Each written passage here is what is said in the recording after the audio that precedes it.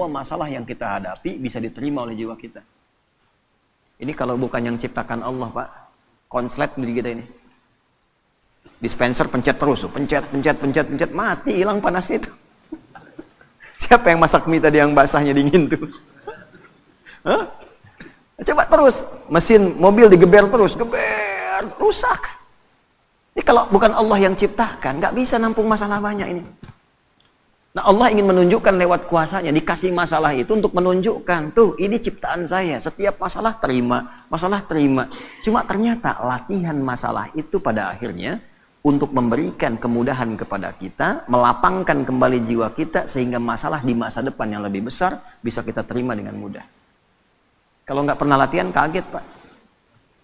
Nggak pernah latihan kaget. Ya, belum nikah nggak pernah punya masalah, begitu nikah besoknya langsung pisah. Nggak pernah menerima masalah. Jadi berbahagialah kalau sedang punya masalah. Karena hakikatnya masalah diberikan untuk memberikan kelapangan pada jiwa. Semua mesti diuji. Kan kemarin kita belajar. Ya, hidup itu standarnya ada ujian. Sukses ada ujian. Sekolah naik tingkat ada ujian. Melewati ujian memberikan ketahanan. Begitu sering diuji makin kuat.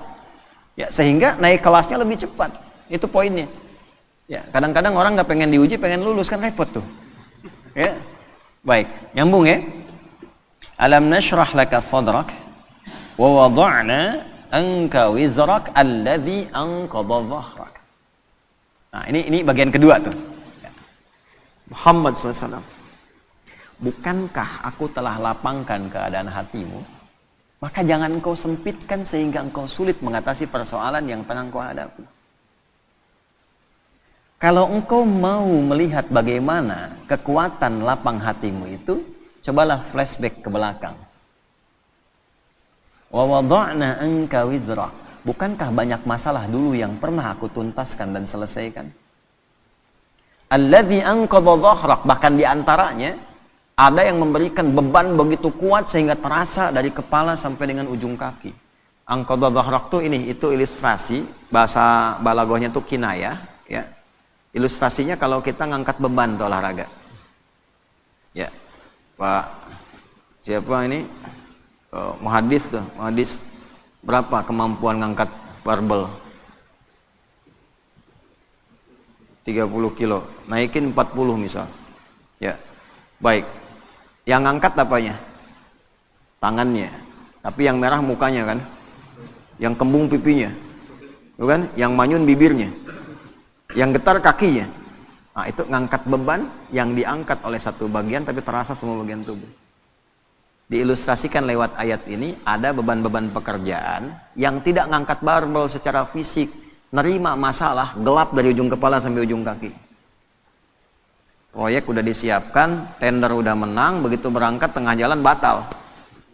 Gelap tuh. Ya, ujung kepala sampai ujung kaki itu gelap.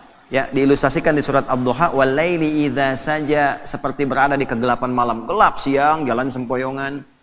Kan? Kasih makan yang enak, nggak ada rasa. Seakan-akan gelap tuh, ujung kepala sampai ujung kaki. Ya.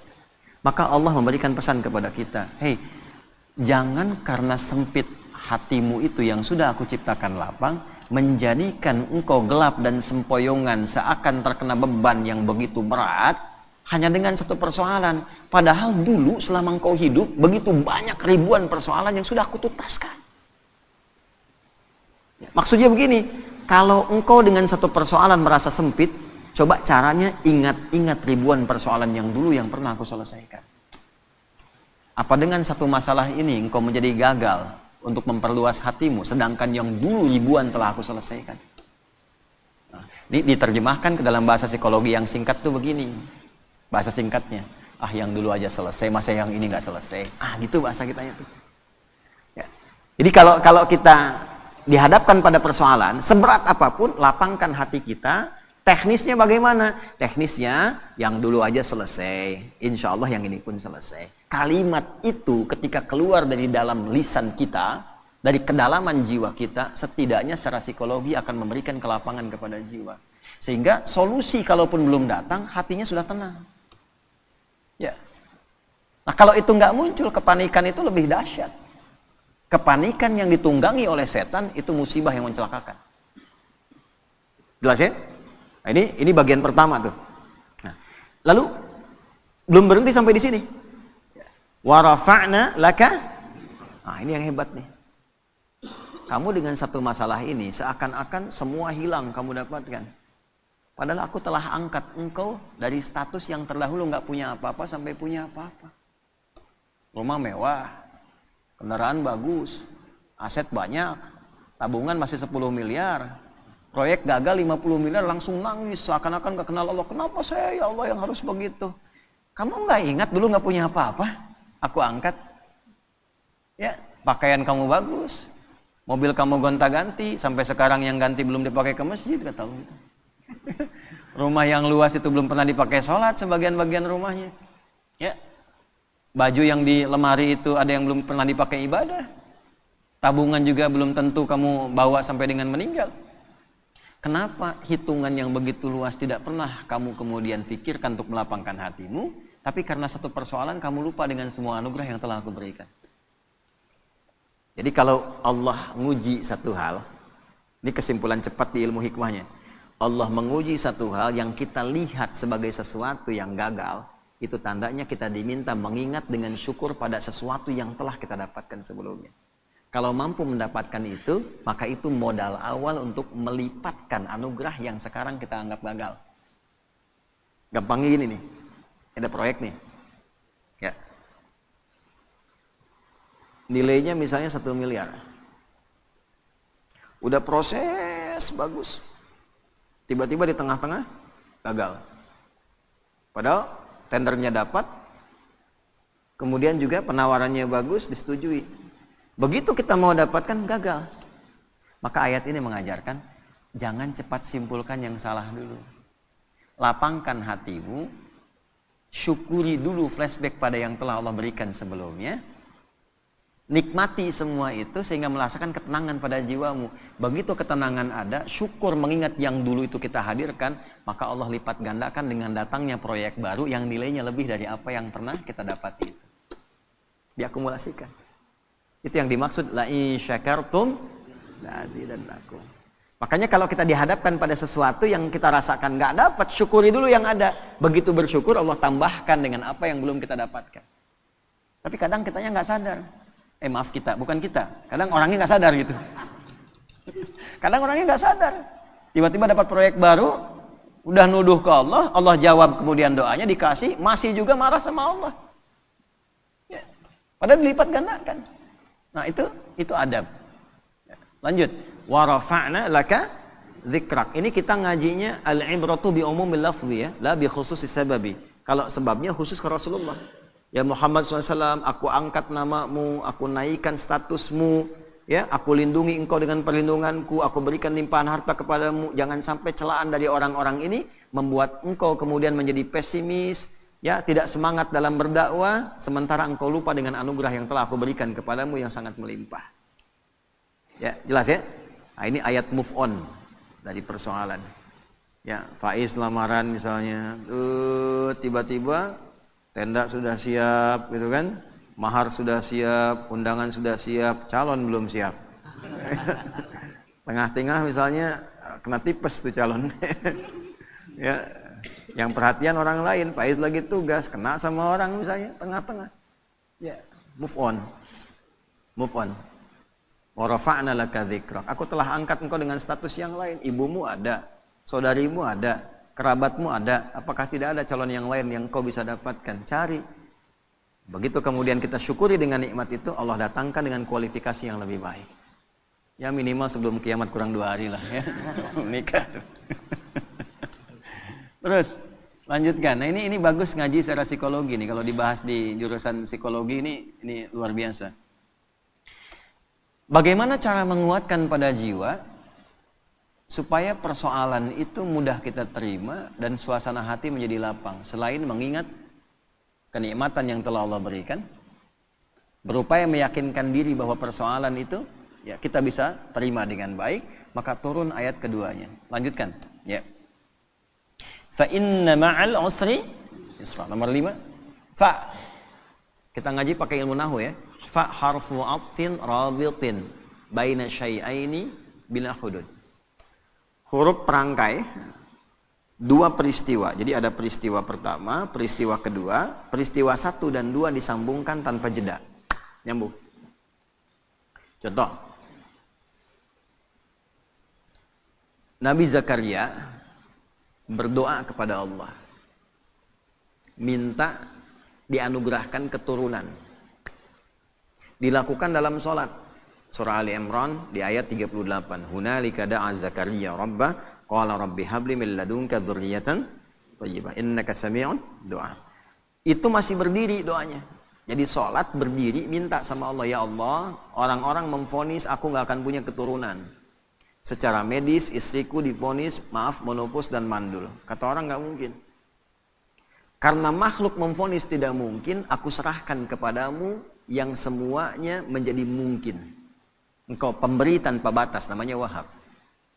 Nah ini adab dalam Quran, kalau ada orang memvonis, ini nggak mungkin, ini nggak bisa, itu tanda dari Allah. Tinggalkan opini manusia, karena Allah memberikan tanda untuk langsung minta kepadanya, dan Allah ingin mengabulkan tanpa campur tangan makhluk.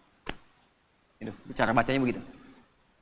Begitu selesai kemudian berdoa, belum selesai sholatnya. Jadi baru klak doanya selesai, pakai fa ayat 39-nya di Quran surah 3. Fanadathul malaikatu wa huwa qa'imun yusalli fil mihrab annallaha yubashshiruka bi Yahya. Malaikat langsung turun seketika doa selesai, malaikat turun langsung mengabari. Kamu dapat kabar gembira, doamu dijawab oleh Allah, engkau akan punya anak, bahkan Allah yang memberikan langsung namanya Yahya. Ya, artinya hidup.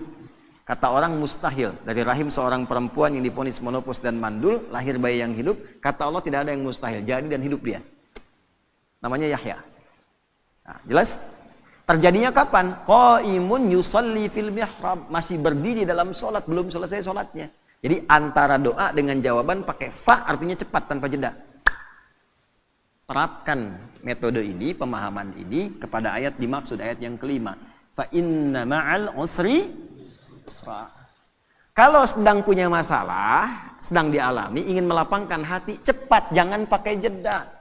Inna ma'al usri yusra. Seringkali kita baca terjemah, tapi tidak dialihkan ke bahasa psikologi. Sungguh di dalam kesulitan itu ada bahasa gampangnya begini, pasti selesai. Gitu. Ya, setiap masalah ada solusinya, bahasa gampangnya pasti selesai. Kalau Anda menghadapi masalah, apapun itu, seberat apapun, cepat katakan, jangan pakai jeda. Pasti selesai. Nggak ada yang nggak ada solusinya. Insya Allah selesai. Katakan dulu. Ya. Bahkan nanti banyak ditemukan di Quran itu pakai kul, katakan. Jadi kalau hati kita masih ragu, belum keluar, keluarkan dengan lisan, katakan dengan lisan. Pasti selesai, pasti bisa. Saya bisa. Itu kita punya ayatnya, yang praktekkan orang Jepang, orang Korea. Dulu tahun 96-97 itu ada acara di TPI, ya Benteng Takeshi namanya. Ya, Benteng Takeshi itu yang pakai tank tembak-tembakan itu. Begitu mau menaklukkan bentengnya itu, kan langsung itu pemandunya mengatakan, kamu bisa, kamu bisa, kamu bisa. Dipakai itu tuh. Ya. Lalu Korea melihat anak-anak TK di Korea itu disandingkan dengan kemajuan Jepang, dibawa ke suasana penjajahannya, dibawa di dunia edukasi, diambil di dunia positif. Jadi begitu masuk, sebelum masuk kelas harus mengalahkan Jepang. Kita bisa, kita bisa. Akhirnya sampai sekarang terjadi. Ya, Jepang bikin Honda, ya Korea bikin Hyundai. Hyundai bacanya Hyundai. Kemudian sana masuk Piala Dunia, ini pun mesti masuk Piala Dunia. Sekarang kita impor pelatihnya gitu kan. Maju sekarang. Itu cuma satu kalimat, cuma satu ayat di Quran, inna ma'al usri. Pasti bisa. Coba bawa tuh di dunia olahraga, pasti bisa. Ya. Kalau bawa atlet ini bisa, nggak ada yang nggak bisa. Bisa. Nah, katakan itu. Waduh, tapi ini mah lawannya katakan, tidak ada yang tidak mungkin. Bisa. Bisa aja dulu gitu. Perkara nanti melawannya bagaimana, itu ikhtiar. Bisa aja dulu. Ya. Lakukan dulu, tugas sempurnakan. Misi selesaikan. Ya. Yang pertama dilakukan itu tanamkan pada diri kita, ini bisa nih, nggak ada yang nggak bisa. Nah, itu seorang muslim begitu. Dan itu digunakan sifat ta'zimun nafsi. Bahasa bebasnya gini, kamu masih nggak yakin dengan saya? Katanya iman. Kau beriman sama saya, tapi ragu dengan ketentuan saya. Berarti kurang sempurna imannya. Ya. Nah, kalau masih ragu, dikuatkan yang kedua. Ini bukan pengulangan. Di Quran nggak ada pengulangan. Kaidahnya berbunyi begini. Ta'kidun lima'nan jadid. Taksisun lima'nan jadid. Jadi kalau ada seperti diulang, itu sebetulnya penguat kepada makna yang baru. Beda dengan yang sebelumnya. Contoh di surat Ar-Rahman itu. Fabi ayyi ala'i rabbikuma tukadziban. Berapa kali disebutkan itu? Itu bukan diulang, karena fabi ayyi ala yang kedua beda dengan yang pertama. Fabi ayyi ala yang ketiga beda dengan yang kedua dan yang pertama. Itu dahsyatnya Quran. Nanti kalau sudah masuk surat Ar-Rahman itu, ya kita coba bisa bahas dari 1 sampai yang terakhir itu. Itu antara 1, kedua, ketiga sampai ke terakhir beda semua. Ya. Nah, ini yang kedua seakan-akan kita menemukannya seperti pengulangan. 1 fa inna ma'al usri yusra, 2 inna ma'al usri yusra. Bagaimana menerjemahkannya? Ya, katakan pada dirimu, masalah ini pasti selesai. Tidak ada masalah yang tidak ada solusinya. Kalau kamu belum yakin juga, nah, tegaskan pada jiwamu, pasti selesai. Gitu. Jelas? Tidak. Kalau belum yakin juga, tegaskan pada jiwamu. Innama, pakai taukid lagi. Ya, gini, pakai ilmu alatnya. Alatnya namanya di i'rab. Inna harfu nasbin wa taukidin tansibul isma wa tarfa'ul khabara mabniyun 'alal fathi la mahalla lahu minal i'rabi. Ya, paham? Tidak. Inna harfu nasbin wa taukidin, huruf nasab. Apa itu nasab? Kalau belajarnya di nahwu sampai di harokat saja. Huruf yang menjadikan kalimat itu berharokat fathah. Kalau jamak pakai kasrah. Kalau kita ngajinya pakai balaghah, nasab itu ungkapan menanamkan sesuatu dengan kuat tanpa goyah. Nasabar rajulu asahu fil ardi, seseorang menancapkan tongkat di bumi, di tanah, tidak goyah, kuat. Kalau ada kalimat pakai inna di depannya, artinya tancapkan informasi itu dalam hati, jangan pernah ragu. Fa inna ma'al usri yusra, cepat tancapkan dalam hatimu, pasti selesai. Pasti selesai. Tapi ya Allah, kapan selesainya? Tancapkan di hatimu. Yang kedua muncul, pakai taukid. Kan sudah aku tegaskan, tancapkan di hatimu. Jangan berikan celah ragu. Nah, itu maksudnya yang kedua itu. Kadang kan masih ada begitu. Ya. Udah berangkat, siap, laksanakan. Tapi bagaimana Pak keadaannya? Masih nanya aja, berangkat. Nah, kalau kita pakai rumus di depan, pakai na, dibalik lagi. Kamu masih nggak percaya dengan keagunganku? Iman kita disoal di situ. Jadi kalau pakai bahasa tingkat tinggi jadi begini. Kamu masih beriman nggak sama aku? Gitu kan? Kan bahasa kita kadang-kadang begitu. Kamu percaya nggak sama saya? Nah, itu digunakan oleh Al-Quran, logika itu untuk ditarik, untuk meyakinkan jiwa kita. Ya, nah, jelas sampai sini? Nah, jadi setiap ada masalah, apapun itu, yang pertama optimis. Ini bisa dilakukan. Ini selesai. Ini ada solusinya. Jelas? Kalau sampai sini, hanya jadi optimisme pribadi. Solusi belum tentu datang. Cuman sampai ke ketenangan. Karena itulah Allah sempurnakan ayatnya. Fa'idha faraghta. Nah, pakai fa lagi, kita pakai ilmu yang tadi. Walaupun hati sudah tenang, tidak menghilangkan ikhtiar kita untuk menyelesaikan persoalan. Kalau sudah tenang, cepat selesaikan dengan ikhtiar. Jangan ditunggu. Alhamdulillah ya Allah, saya sudah tenang. Terima kasih ya Allah. Kini giliran mau menyelesaikannya. Oh tidak. Allah menuntun kita. Kita yang ikhtiar. Pakai ilmunya. Pakai tenaganya. Ya. Baik. Lamaran nih. Mus'ab. Oh, udah kemarin ya. Syafiq belum ngomong. Oh. Lamaran. Baru nawarkan ditolak. Sama anaknya kan. Baru ngasih tahu tuh. Tanamkan, pakai ilmunya, ada solusinya.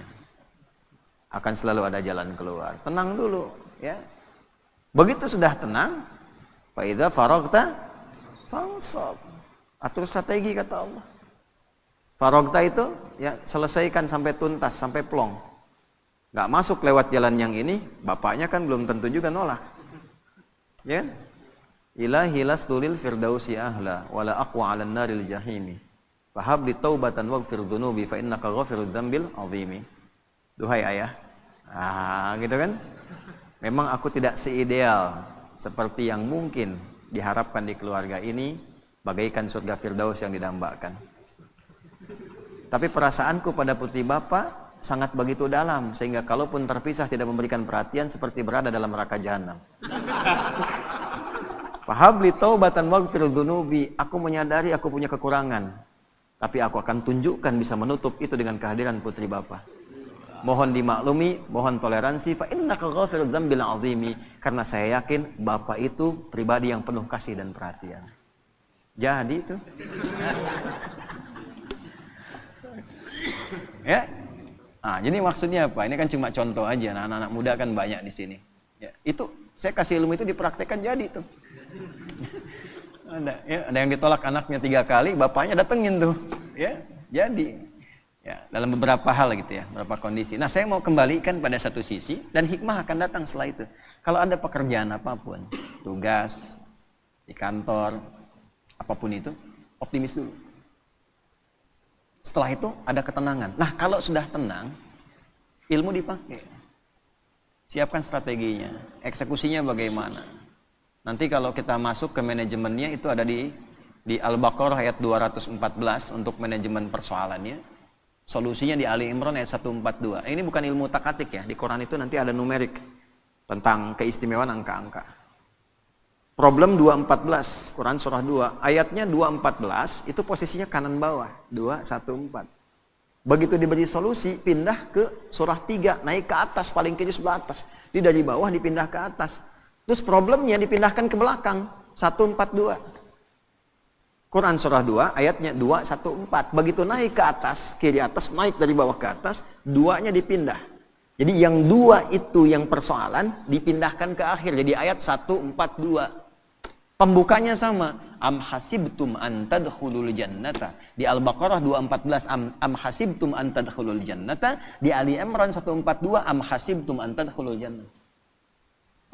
Am hasibtum an tadkhulul jannata, apa engkau kira mudah meraih kesuksesan yang kau dambakan? Jannah itu jangan selalu diartikan surga.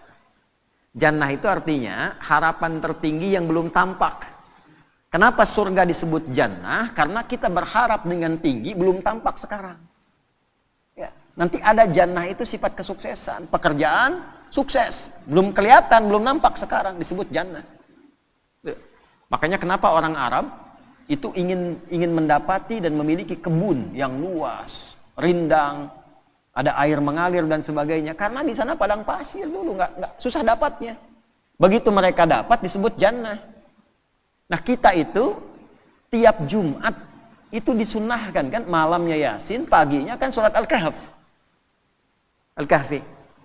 Ya, Yasin untuk penguatan secara spiritual. Kalau sudah dekat dengan Allah, kenal dengan Rasulullah, gitu kan, dipraktekkan. Nah, manajemen prakteknya itu, implementasinya itu secara konseptual di surat Al-Kahf sepekan sekali. Kan ada 4 kisah viral tuh tentang pemuda yang konsisten. Yuk, mumpung masih muda harus punya visi. Visi membangun, visi penguatan, visi mencerahkan, visi konsisten pada kebenaran, kan? Setelah itu kisah apa? 2 orang sahabat. Kan 4 kisah tuh. 1 Ashabul Kahf yang para pemuda itu, ya. Yang kedua 2 orang sahabat yang sedang dialog, yang satu kaya, yang satu sahabatnya orang biasa. Ya. Baca ayatnya ya, angkat tangan. Coba kita tes yang anak muda nih. Coba baca. Jannatain. Wadrib lahum mathalar rajulaini. Muhammad kasih contoh tentang kisah 2 orang viral. Ya, yang salah satunya sukses dan kaya. Kekayaannya digambarkan dengan kata jannah. Jadi kita kerja, pengen punya aset, pengen punya omset yang tinggi, belum dapat. Nah, itu jannahnya dunia.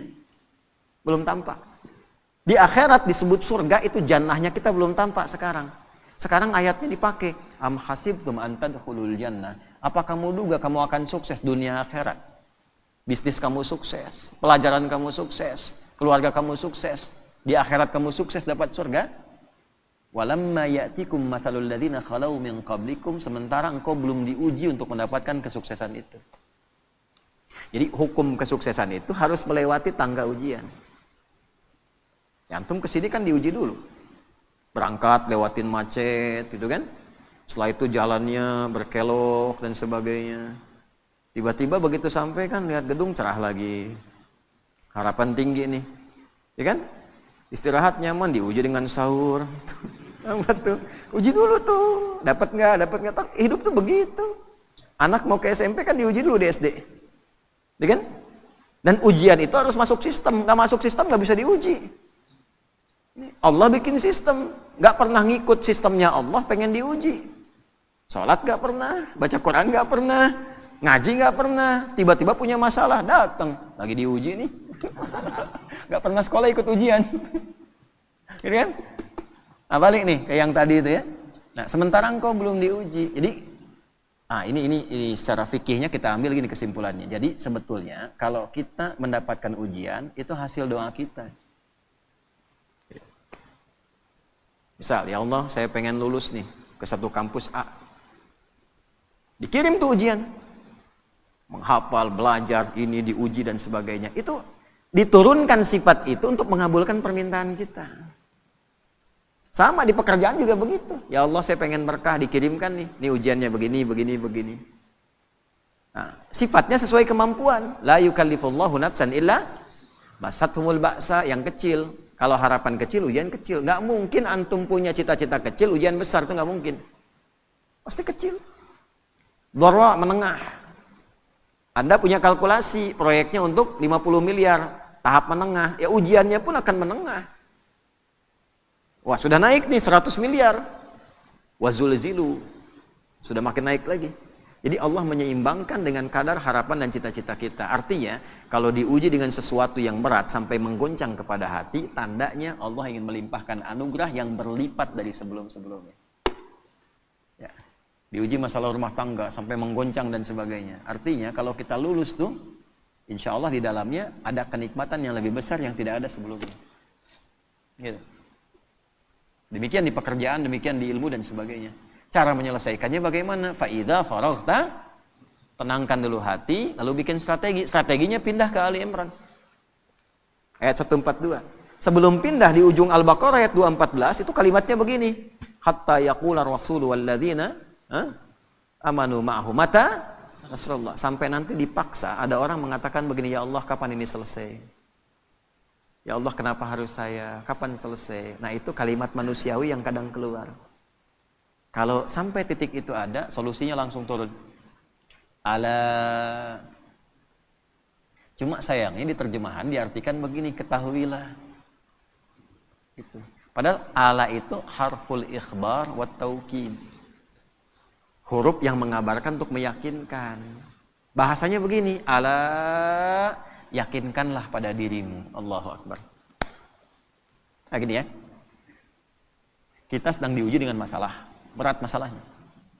Kita ngadu, ya Allah, sampai kapan ini berakhir? Turun jawaban, ketahuilah. Dengan yang kedua, turun jawaban, yakinkanlah pada dirimu. Kira-kira lebih berdampak mana? Satu atau dua?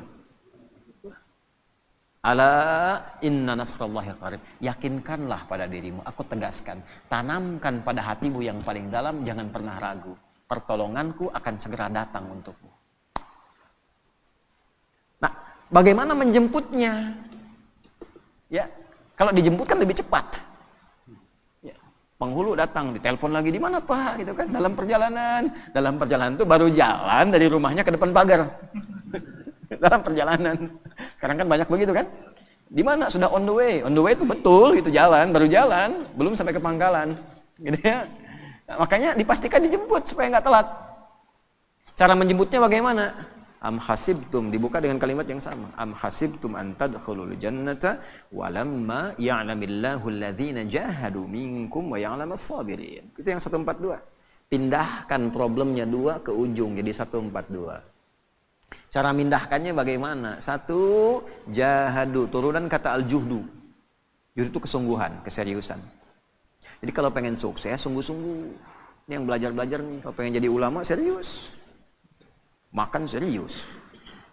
Ada nasi, mie diburu. Serius nungguin. Ngapalin Quran gak serius. Baru 2 ayat ngantuk tidur. Serius. Kan? Ngaji kitab gak serius. Makanya kitab setengah-setengah. Keluar fatwa kencang, begitu baca halaman berikutnya berubah. Serius, belajar serius. Pengen sukses, karir serius, sungguh-sungguh. Ya, pengen sukses pekerjaan, serius, sungguh-sungguh. Ya, double, terus double, optimalkan, serius. Bagaimana membangun keseriusan itu? Nah, itulah indahnya Quran, tuntas. Ini bukan cuma serius, tapi bagaimana langkahnya? Ada 3 turunannya. Juhdun itu 3. 1, dari kata juhdun muncul kata ijtihad. Ijtahada yajtahidu. Kesungguhan melahirkan konsep. Mesti terkonsep. Secara konseptual apa? Strateginya apa? Mitigasinya bagaimana? Itulah sebabnya sholat pertama kita disebut subuh. Dari kata asbah. Yang sudah siap dengan rencana yang terukur. Jadi nggak ada orang Islam bangun dari tidur kecuali sudah tahu planningnya apa. Jam 7 apa yang dikerjakan. Jam 8 ada. Ini iktikaf jam 10 ngapain. Jam 12 ngapain, tengah malam ngapain. Terukur. Orang yang punya konsep dan terukur dengan program, maka teratur aktivitasnya. Jelas capaiannya. Ya. Jadi semua terukur, bisa disentuh, bisa dilihat, bisa dijangkau. Terasa. Nah itu ijtihad namanya. Yang kedua, kalau konsep sudah rapi, eksekusi dengan sungguh-sungguh. Itulah jihad. Jihad itu perjuangan fisik, implementasi dari sebuah konsep. Kesungguhan mewujudkan apa yang telah disiapkan, itu jihad namanya. Makanya jihad itu jangan dibatasi pada aspek pertahanan militer saja. Ya, orang tua ini ayah cari nafkah jihad. Ibu, istri merawat anak itu jihad. Dari mulai dikandung jihad itu. Ini yang sedang belajar itu jihad. Ya, jihad itu sungguh-sungguh. Jadi jangan alergi dengan kata jihad karena jihad itu positif asalnya. Berjuang dengan sungguh-sungguh, membela bangsa, bela negara, itu jihad. Makanya keluar resolusi jihad. Ini kalau belajar ya, nih saya gambarkan di surah 9 ayat 122 At-Taubah. Ini sekaligus kan kita tersambung live nih, yang dapat LPDP dari negara atau beasiswa keluar. Ya, atau ini yang DAU dan ABD Umat yang sekolah-sekolah ke Timur Tengah, ke Al-Azhar lewat Kementerian Agama, LPDP lewat Kementerian Pendidikan dan Kebudayaan dan sebagainya. Itu kalau dia muslim yang dapat dan dia beriman, berlaku ayat ini. Wa ma kanal mu'minuna liyanfiru kaffah.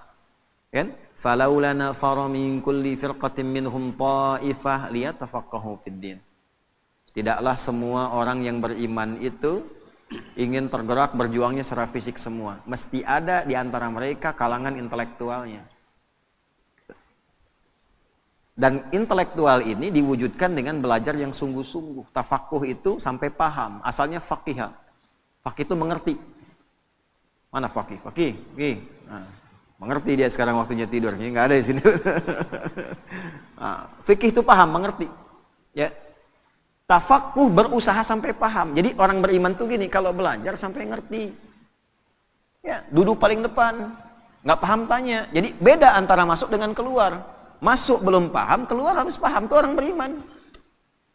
Bukan duduk paling belakang, nitip absen, nggak pernah nanya, ujian minjem catatan teman gitu kan. Pinter iya, cuman terbatas sampai ujian, habis ujian hilang. Gitu. Syahadi wallahi katanya, ajaban laza. Gharib Indonesia. Jadi orang Afrika datang ke saya bilang, jadi ini Indonesia ini teman saya ajaib nih. Bingung saya. Kenapa? Kemarin ujian. Aneh belajar udah 3 bulan nih katanya. Malamnya itu, besok mau ujian, teman saya si Fulan pinjam catatan. Itu begitu keluar, saya 7,5, dia 8 kan. Saya bilang dia belum tahu sistem SKS tuh. Sistem kebut. Oh sekarang ada yang sejam pak. Itu. Nanti suatu saat kita belajar bagaimana anugerah Allah kepada kita yang kita syukuri sebagai bagian dari warga negara, bangsa dan masyarakat Indonesia. Orang Indonesia itu luar biasa. Oleh Allah dikasih nikmat yang banyak. Apa aja dari tubuhnya itu selalu istimewa. Saya gambarkan satu lidah aja nih. Kita itu lidah yang paling fleksibel termasuk di dunia. Dipakai bahasa apapun cepat. Silakan Anda lihat ya. Dengan segala hormat, ini untuk menunjukkan saja anugerah ya, tahadus binikmah. Orang India belajar bahasa Inggris, akan kelihatan cengklok Indianya. Selancar-lancarnya orang India bahasa Inggris akan tetap kelihatan India. Cina pakai bahasa Arab akan tetap kelihatan Cinanya. Orang kita. Assalamualaikum. Kaifa halak? Masya Allah. Suka bumi. Oh bedunya. Ya, saya tugas 2010. Oh, badan besar begini gitu kan, datang nyalamin para jemaah kita di Sam, bahasa Arab fasih, ternyata Sukabumi. Okay. Yang paling menarik udah disapa, Assalamualaikum Syekh, kaifa haluk? Da abdi mati Tasik. Lisannya luar biasa. Pakai bahasa Inggris kayak orang Inggris. Kalau sudah nggak kelihatan udah persis tinggal tahu ini. Ya, antara Asep dengan John itu tipis bedanya tuh. Ya. Agus dengan Kevin tuh bedanya tipis tuh. Nggak kelihatan orangnya, tapi dipakai bahasa apa aja jadi. Bahasa Cina kayak orang Cina. Dialeknya juga bisa dibedakan. Ini Mandarin, ini Hongkong, ini Guangzhou, macam-macam tuh bisa. Dibangga itu kita tuh. Nah, cuman maksud saya begini, balik ke ayat. Kalau kamu sudah belajar, sudah pintar, orang Islam itu belajarnya sampai paham. Duduk paling depan, tanya, ngerti. Ya, jangan sampai keluar dari kelas nggak ngerti. Itu bukan tipikal orang beriman, bukan tipikal orang beriman. Oh, hadisnya jelas kok. Bainama nahnu julusun 'inda Rasulillah sallallahu alaihi wasallam idh tala'a 'alaina rajulun shadidu bayadith thiyabi shadidu sawadi sya'ri la yura 'alaihi atharu safari fala ya'rifu minna ahadun fajalasa ila an-nabi sallallahu alaihi wasallam wa asada rukbatayhi ila rukbatayhi wa kaffahi ala fakhidhihi faqala ya Muhammadun akhbirni 'anil Islam. Itu kan di hadis Muslim, nomor hadis yang ke-8 itu. Ya, malaikat tuh ngajarin sampai nyontoin nyamar gimana cara belajar yang betul. Datang tiba-tiba dengan pakaian yang bersih. Mau belajar pakaian bersih. Kalau lusuh tuh udah pasti berpengaruh pada cara menangkap pelajaran. Udah nggak mandi, pakaian seadanya. Tuh, pasti nangkap ilmunya pun seadanya. Sampai di hadisnya detail sekali. Rambutnya tersisir rapi. Tidak kelihatan bekas mampir. Sehingga energinya fokus belajar. Wah, ini mau datang ke kampus, mampir dulu mie ayam, depannya soto, depannya lagi bubur gitu kan. Energi tinggal sedikit lagi. Begitu nyampe ke kelas, habis tuh. Ya, duduklah paling belakang, nyandar. Bahkan ada yang dicukur sebagian. Ya. Setelah itu apa? Duduk paling depan. Duduk paling depan, sampai dekat dengan guru. Sehingga apa? Kalau mic kayak tadi dengung dan sebagainya, nggak jelas, di depan jelas. Yang kedua, nggak bisa buka status, pasang status susah depan ustadz. Mau ngantuk tahan-tahan, belakang bisa senderan. Ya, terus ada cover lagi kan kadang-kadang. Depan nggak bisa, memaksa diri kita tuh nyatet, dengarkan, paling depan. Nah, kalau sudah paham, waliyundziru qaumahum, pulang bangun negerimu, itulah hebatnya Islam. Yang nonton-nonton nih diaspora nih, pulang. Ya, jangan andalkan pemerintah, anggaran sekian, tapi bagaimana kami? Orang beriman itu ciptakan kondisinya. Kamu yang kreatif, jangan selalu harus difasilitasi. Untuk apa jauh-jauh sekolah kalau nggak bisa bikin sesuatu? Sifat Quran pulang dan detil kalimatnya, waliyundziru qaumahum, pulang bangun desamu. Ini orang mana? Tangerang. Orang mana? Medan. Pulang ke Medan. Medannya di mana? Di Medannya tuh, ya. Benar tuh. Ya. Mana Semarang? Udah Boyolali gitu kan? Enggak apa-apa, bagus. Semarang, Klaten kan, dari Semarang 2 jam lagi, kan enggak apa-apa. Medan di mana? Medannya pulang ke Medan. Medan ke Medan, Tangerang pulang ke Tangerang, Garut pulang ke Garut, ya, pulang ke masing-masing. Nanti di masing-masing itu bangun desanya masing-masing dengan kepakarannya. Insinyur apa? Daerahnya apa? Hebatnya itu mitigasi. Sebelum berangkat, oh saya dari Goa nih, misal Sulawesi, daerah saya butuh ini, dapatlah beasiswa, berangkat dia ke situ sesuai jurusan, pulang bangun desanya. Kalau semua pelajar begini di negeri kita, maju Indonesia itu. Dan itu sifat iman di dalamnya. Orang beriman itu begitu. Jadi cinta kepada negara, cinta negeri itu tidak hanya diwujudkan dengan kata-kata, ditunjukkan. Kamu pelajar begini mencintai negerimu. Kamu pengusaha begini mencintai negerimu. Yang paling hebat tuh begini, kamu makan di Indonesia, minum di Indonesia, kerja di Indonesia. Tapi belum bisa memberikan sesuatu bahkan untuk orang yang mensuplai kekayaan kamu itu. Maka keluar zakat. Gitu. Keluar infak. Nah, skema infak itu bukan ke pusat dulu, di daerah kita bekerja dulu, beraktivitas. Bantu itu supaya sama-sama sukses. Jadi semua itu ada babnya, yang ilmu didharma baktikan, yang kaya didharma baktikan, ya kan? Jangan sampai makan di sini, minum di sini, harta dibawa keluar, ya kan? Yang dibangun yang di luar, di dalam nggak dapat apa-apa, itu bukan tipikal orang beriman. Ini kita ngaji Quran ya, sebagai spirit orang Islam, apalagi Ramadan. Nah, jadi itu sifatnya. Ya, jahadu, jihad. Termasuk di bidang militer, negara kita butuh, hadir kita. Niatnya apa? Membuktikan keimanan kita. Makanya nggak bisa dipisahkan tuh. antara sifat-sifat spiritual ya dengan sifat-sifat pengabdian sosial. Dan bersyukurnya di negara kita difasilitasi dasar negaranya. Pasal 29 ayat 1, negara berdasar atas ketuhanan yang Maha Esa, diwujudkan di Pancasila, ketuhanan yang Maha Esa. Implementasinya apa? Ada kemanusiaan, ada persatuan, ada kerakyatan, ada keadilan. Tapi tidak mungkin terwujud kalau tidak ada ketuhanan. Nah, orang Islam memahami itu bagaimana? Di semua bidangnya. Kalau pelajar berketuhanan, belajar yang benar, pulang, bangun negeri. Ya. Bisnis, sukses, pulang, bangun. Kepakarannya dharma baktikan. Tanya apa yang bisa saya berikan. Itu poinnya. Jelas? Nah, tidak salah kalau mau di luar cari pengalaman, silahkan. Tapi pada akhirnya mesti ada niat untuk kembali membangun. Karena yang ditanya itu adalah amanat tempat kita berpijak. Nah, yang paling sekarang harus diluruskan itu adalah yang sekarang dicitrakan, dipotret. Nggak pengen yang itu muncul, maka ada yang bikin tuh, dibikin-bikin. Jihad itu ekstrim, jihad itu teror gitu. Kita dibelokkan dari makna yang sesungguhnya, sehingga anti dengan kalimat jihad itu. Padahal itu positif. Seakan-akan hilang di fikih. Dipahaminya nembak orang dibikin jihad, judulnya. Bom orang dibikin jihad. Itu yang salah. Nabi sudah mewanti-wanti dari dulu. Hati-hati itu di hadis Muslim. Akan ada orang yang kelihatan seperti sholat, seperti puasa, seperti zakat. Tapi ternyata dalam saat yang sama mencela orang. Syatama hadza wa qadzafa hadza, menuduh orang.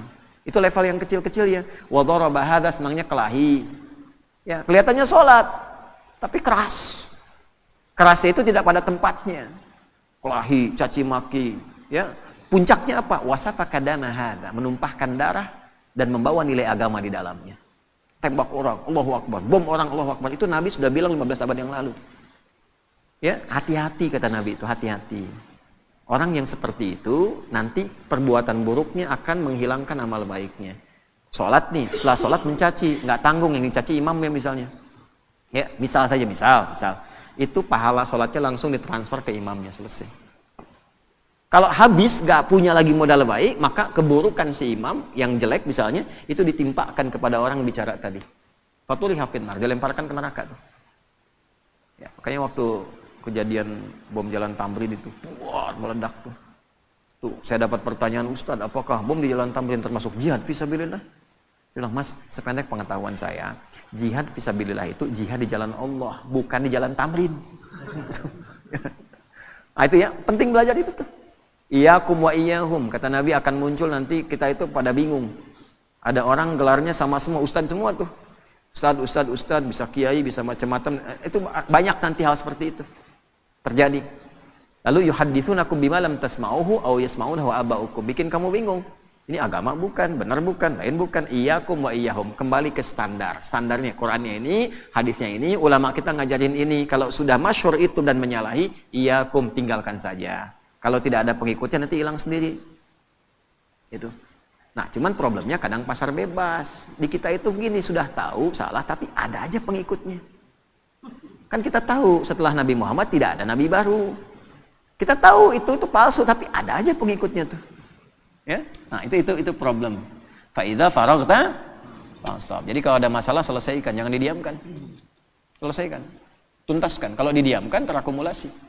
Tenangkan hati, selesaikan, jangan ditunda-tunda. Cepat, pakai fa idza faraghta fansab. Dan terakhir, wa ila rabbika tawakkal.